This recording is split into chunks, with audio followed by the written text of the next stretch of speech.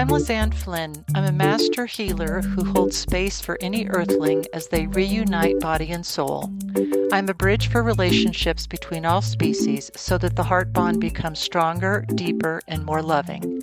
I serve in the roles of animal communicator, medium, and medical intuitive, and I use the tools of shamanic journeying and soul retrieval to support all earthlings in their recovery from past trauma.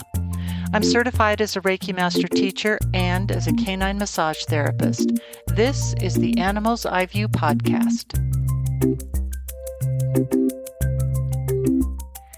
In my work serving all species on the planet, it continually both amazes and amuses me how animals find a way to bridge the so-called communication gap between species so effortlessly.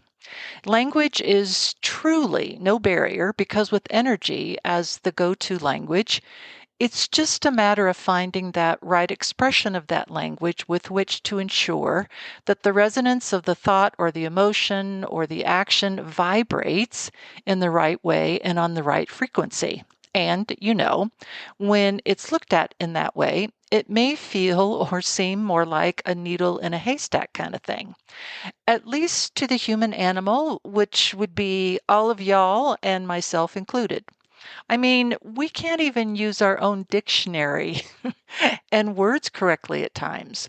Throughout history, we have come up with our own colloquialisms and slang terms just to confuse ourselves, I think, and to perhaps make each generation's mark on our human animal vocalizations, also known to us as language. Because truthfully, if any ethologist, who is someone studying the behavior of animals, were to study the human animal and our vocalizations, I'm not sure they'd be able to make heads or tails of them. So when I hear from whale with their rolled eyes, when it comes to our using AI to decipher their songs and come up with sounds that they make that mean the same thing in our language, such as ice, food, or baby, just to name a few, I think you can see their point. They are expressions, to be sure, of a vocal nature meant to underscore the energy of a situation, a thing, but it's the energy of the thing that comes first. For our species, we're looking at it, backwards, and putting a high price on the language itself because we perceive ourselves to be all that and then some, just because we think we have a language that sets us above and apart all others, while theirs is just, air quotes, vocalizations. Little do we know that the chatter that goes on about our species, I think, might go something like this. Bruh. Did you hear that they're all calling each other bruh now or bro, like they're all related or something? Do you think we should take this as a good sign that they're moving in the right direction of actually being a family? Well, it's better than dude, right? Yeah, I think they still use dude though, or homie, or fam, or home slice, or sheesh. They have so many words for each other that keep changing. How are we to know exactly what they're talking about and what they mean to say? Aren't you glad that we just use energy to commune with each other? True dat. We always keep it 100.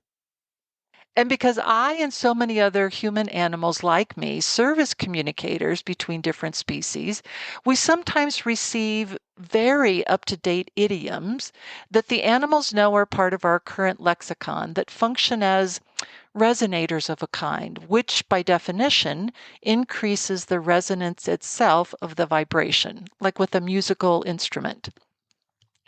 Because the message or the conversation is already going through one person, as in like a game of telephone. Do y'all remember that game where you whisper something to someone next to you who has to repeat it verbatim, hopefully, to the next person and so on until you see what you end up with, which is usually something very different than what you started out with. Even with one person involved in what needs to be and really can be a one-to-one conversation, and hey, don't get me wrong, I love what I do, there can be chance for miscommunication because my experience serves as a kind of filter that may or may not be the exact same translation that another animal communicator might translate. And to be sure, it's the same in any translation between languages for our species, that the exact translation isn't always the same as in the same language. There's nuance that may or may not come through with the vocalizations themselves. And even then, the individual interpretation between individuals may vary based on experience, right? For instance, you could say, call your mom, and everyone hearing those three simple words could have different reactions or responses or interpretations of just three words.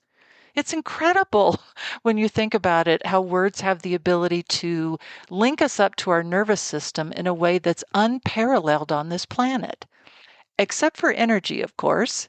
And when we pay attention to the words themselves, as well as whether or not those words are resonating for us. Because that's the gold standard, the true litmus test, I think. And I know it is for my clients. Whether what you hear rings true for you, and talk about an idiom that actually has the backing of the sound of a word or a phrase, that your body's own 60+% water will respond positively or not so much in return. It's so much better when both vocalizations as well as resonance work together. That's the very, very cool thing about using energy as resonance. And as I have said to you all before, and as my clients hear constantly, let's see, how am I going to put this? It usually is truly my way of finding the exact words to match the resonance of what I'm getting from the animal so that their guardian will be able to feel with their own body, which I have to say, I think probably 85 to 87/90% of the time they do. And you know why? And you know how I know that? Because I'll feel it. I'll be able to tell when that resonates with their body, and hopefully the guardian will say something as well.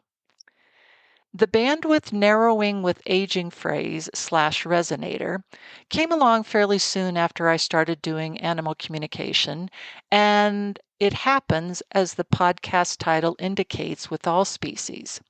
This is a planet whose design I certainly didn't have a say in, nor likely did any of you. If you did, I want to talk to you about this. I would have created something more akin to any of the star planets where my soul lineage is from, and perhaps you all would have as well. This is a planet wherein the biological vehicles for our souls degrades over time until it stops functioning due to its lack of ability to continue to hold the essence of our souls safely and securely. And it's funny because right now I'm hearing from somebody out there who's listening, when does it ever completely do that? And that's a true statement. The body itself is subject to injury, disease, and all manner of harm, where it might heal itself, and then again it might not.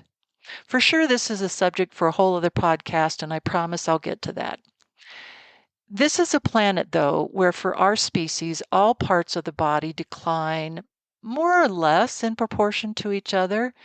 So the cardiac and the respiratory system decline in the same manner and time as does the immune system or the skeletal system, etc. We're so terribly cute, pretty much all of us, when we're incarnated onto the planet, and so terribly not cute, at least physically, when our bodies release our souls and do their business of being recycled back into the planet. Because while we may get off the planet at some point, our souls that is, the rest of us in human experience is stuck here, well, forever.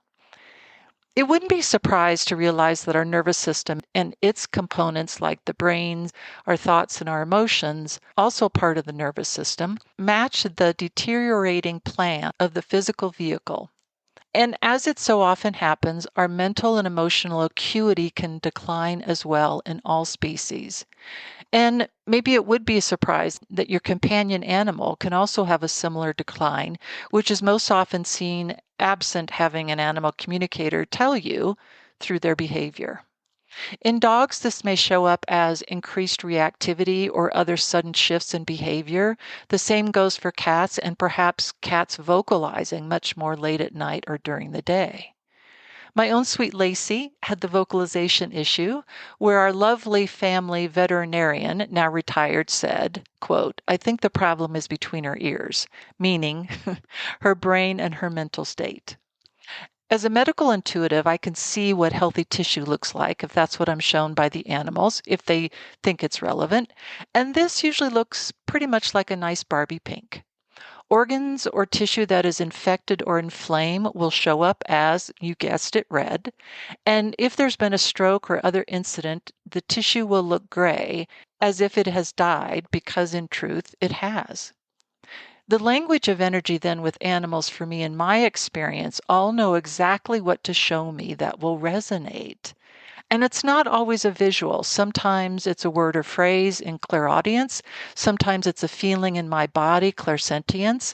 And sometimes it's claircognizance, which is just a knowing of a fact without being told that fact previously. Like I said, animals are really good at keeping up with our changes in vocalizations, slang, and current idioms. So it was originally a picture of an electrical frequency that I was shown. And while I was looking at that, I could see the parameters of the graph holding that frequency and illuminating that frequency were being moved towards the center. So in effect, they were narrowing or shrinking. I was being shown a bandwidth or the visual of an individual's energetic vibration, and that for whatever reason, which is figured out soon enough, is shifting. So, what happens when we shrink bandwidth while the energy stays the same? It compresses the energy and makes sharper spikes in frequency where heretofore there had been smoother peaks and valleys. We also know that awareness of energy coming into this vibration and frequency isn't as it was before because the bandwidth is narrowed.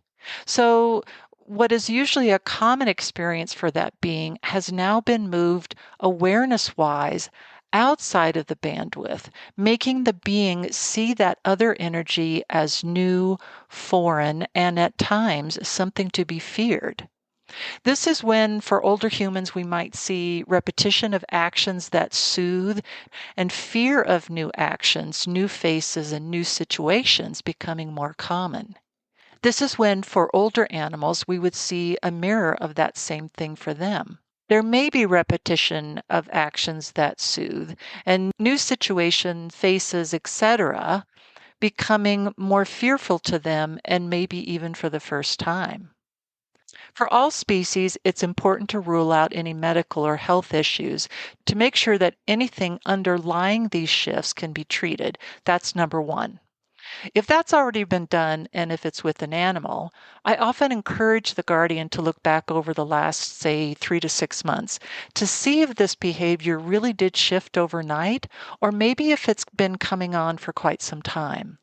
We spend their lives with them as we do our other family members. And so changes in this bandwidth narrowing may be really subtle at first, and we're just not aware of the really small shifts in the beginning. When the behavior that's the resonator of the internal shift really gets loud, looking back can provide a great deal of comfort to the guardian and putting some solidity to the new space of life path that our beloved animal companion is in, so that we can be there with them and embrace this next phase of their life, which we all know ultimately leads to transition. And yet, this phase can be such a beautiful time of celebrating the end of their crazy youth, maybe as counterintuitive as that sounds.